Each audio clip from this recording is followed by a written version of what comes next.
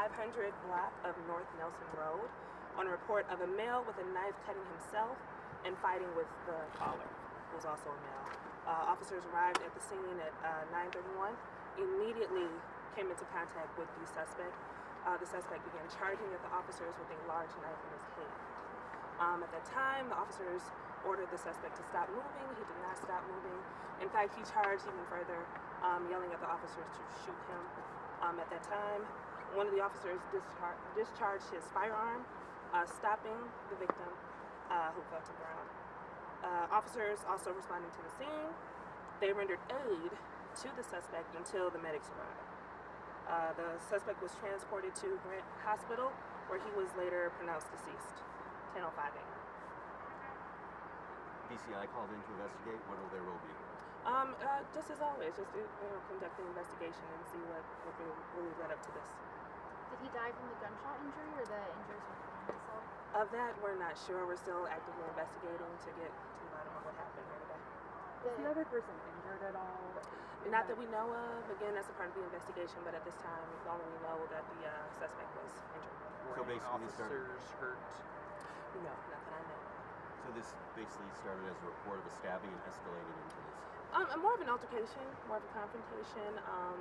The caller basically stated that he was, fearful for the caller, or not the caller, the suspect, and the officers arrived just to kind of stop the threat. Was there any discussion between the officers and the suspect when they arrived? Beyond the suspect yelling, "Shoot me," and the officers ordering him to stop charging toward him with a large knife in his hand, there was no further conversation, no further exchange. Did he live at the Creekside Apartments? Of that, I'm not sure. Again, still investigating. Was there anything involving any residents there? Was there, what was the scene before this all happened? Pretty quiet, I suppose, but at this point, we're still investigating and just hoping to get more answers as the day goes on. Was it inside or outside? I believe, the actual shooting took place outside. Yeah. The call of the stabbing, was that inside or happening inside or outside? There was no stabbing. There's no stabbing, but the call took place inside the residence. And can you talk to us about what to expect for this area for the next, if it's a couple hours, the rest of the day? Yeah, that I'm not sure. The location is now secured. Not a lot of traffic in or out, but again, we're still investigating and hopefully we'll be able to open it up to traffic so people can get back to their day-to-day schedules. Any information about the suspect and age?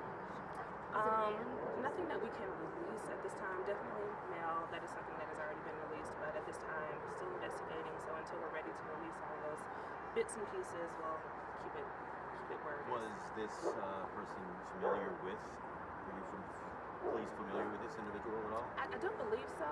I don't believe so at this time. I'm not sure though. I don't think so.